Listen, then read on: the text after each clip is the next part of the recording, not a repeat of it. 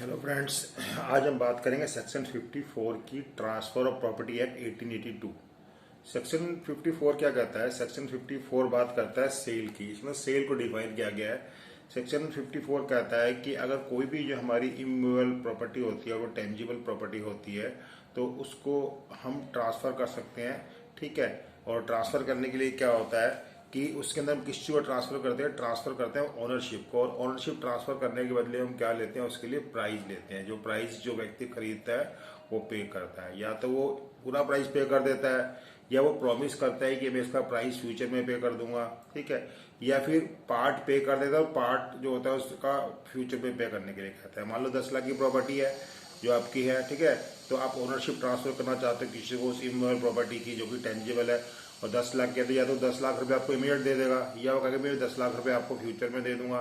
या ये भी हो सकता है कि वो आपसे ये कहे कि भाई 5 लाख मैं आपको अभी दे देता हूँ और 5 लाख रुपए मैं आपको फ्यूचर में दे दूंगा। ठीक है।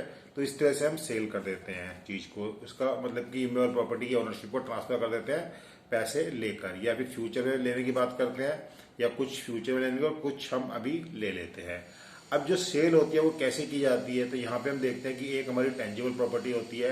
अगर जो टेंजिबल प्रॉपर्टी है, मतलब कि जो टेंजिबल इमूवेबल प्रॉपर्टी होती है, जैसे लैंड होगी हमारी, ठीक है, उसके ऊपर कोई बिल्डिंग बनी हुई है वो भी हो गया।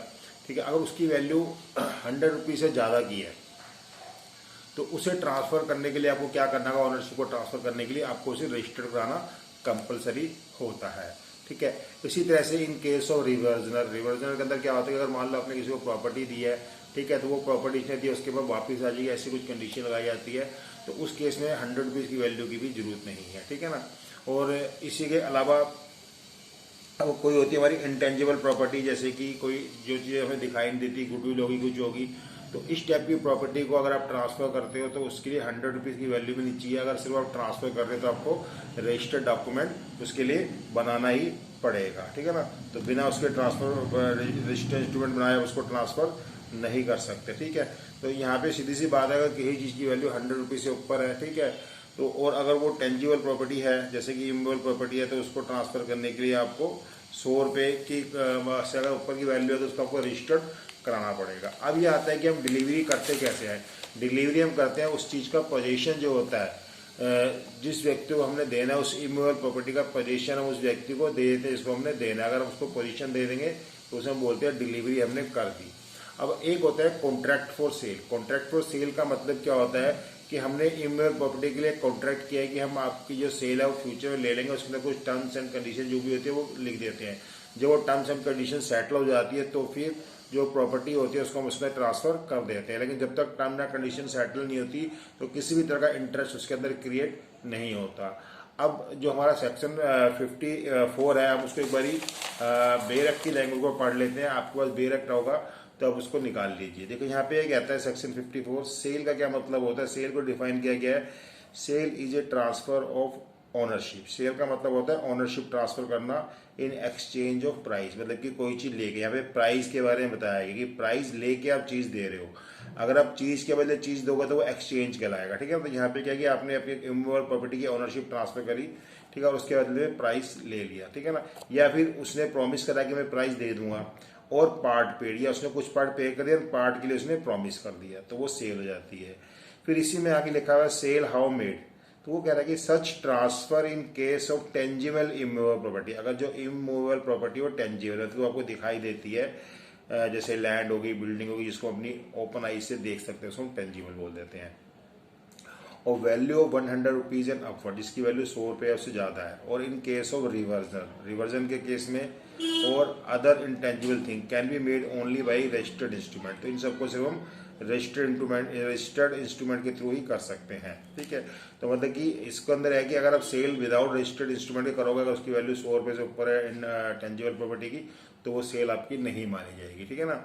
फिर आगे कहता है in the case of tangible immovable property of value less than 100 rupees, अगर 100 रुपये से कम की वैल्यू है इंटेंजिबल जो टेंजिबल प्रॉपर्टी है, तो उसको हम सिर्फ डिलीवरी से ही दे सकते हैं। ऐसा transfer may be made either by registered instrument और बाई डिलीवरी। या तब रजिस्टर्ड इंस्ट्रूमेंट का लो, वो आपकी ऑप्शन है, मर्जी है, कंपलसरी नहीं है। उसकी वैल्यू 100 रुपीज से कम की है, या फिर आप उसको रजिस्टर्ड भी करवा सकते हो, बिना रजिस्टर्ड भी करवाए दे सकते हो अगर वैल्यू 100 रुपीज से कम की है जो हमारी टेंजिबल इमूवेबल प्रॉपर्टी है। फिर आता है डिलीवरी है, क्या मतलब होता है, डिलीवरी और tangible immovable property take place when the seller places the buyer. Delivery of tangible immovable property क्या होती है, delivery of tangible immovable property take place, को कैसे टेक प्लेस होती है, व्हेन द सेलर, जो सेलर है, जो बेचने वाला है, प्लेसेस द बायर, जो बायर होता है उसको किस प्लेस पे रखता है, और such a person as he direct in position of the property, उसको प्रॉपर्टी के पोजीशन में लाकर रख देता है, ये प्रॉपर्टी के ऊपर उसको कब्जा दे देता है। फिर इसी में आगे कॉन्ट्रैक्ट फॉर सेल का भी बता रखा है कि कॉन्ट्रैक्ट फॉर सेल क्या होती है, कि contract for sale of immovable property is a contract, मतलब कि एक contract for sale of immovable property एक कॉन्ट्रैक्ट होता है, सेल अलग चीज होती है और कॉन्ट्रैक्ट फॉर सेल जो होता है वो अलग होता है। ये कॉन्ट्रैक्ट होता है, कॉन्ट्रैक्ट फॉर सेल क्या होता है, ये कहता है that the person of such property shall take place on term settle between the party. ये कहता है कि जो सेल है प्रॉपर्टी की तब मानी जाएगी जब कॉन्ट्रैक्ट के अंदर जो भी सेटलमेंट हुई है, जो भी बातें लिखी हैं, जब वो सेटल हो जाएगी तभी वो सेल मानी जाएगी, मतलब ओनरशिप सब ट्रांसफर होगी जब उस कॉन्ट्रैक्ट के अंदर जो बातें लिखी हुई हैं जब वो सेटल हो जाएंगे। जब तक वो बातें सेटल नहीं होगी, जैसे उन्होंने कहा है कि मैं आपको पेमेंट इस टाइम दूंगा, ये दूंगा, फिर मैं आपको प्रॉपर्टी ट्रांसफर करूंगा, तो जो भी उसके अंदर बातें होंगी उन बातों को सेटल होने के बाद ही जो है वो प्रॉपर्टी जो है सेल होगी, ट्रांसफर होगी। It does not itself create any interest in और चार्ज और सच ए प्रॉपर्टी, मतलब कि जो कॉन्ट्रैक्ट फॉर सेल है वो किसी भी तरह का इंटरेस्ट क्रिएट नहीं करता और चार्ज क्रिएट नहीं करता। मतलब कॉन्ट्रैक्ट फॉर सेल अलग होता है और सेल अलग होता है। सेल के अंदर जो होता है ओनरशिप आप ट्रांसफर कर देते हो, वो कब होता है, जब कॉन्ट्रैक्ट के अंदर जो भी बातें लिखी थी अगर वो बातें सेटल हो जाएंगी तो वो चीज सेल के अंदर कन्वर्ट हो जाती है। तो कॉन्ट्रैक्ट फॉर सेल एक तरह का सब कॉन्ट्रैक्ट है जिसे हमें फुलफिल करना होगा, सेटलमेंट जो भी इसमें बातें लिखी हुई हैं उन बातों को पूरा करने के बाद ही जो है वो प्रॉपर्टी सेल में कन्वर्ट होगी। तो इस वीडियो के लिए इतना ही, बाकी के जो सेक्शन 55 है वो हम नेक्स्ट वीडियो के लिए देखेंगे, जो बताता है right and liability of the buyer seller. Thank you very much for watching this video.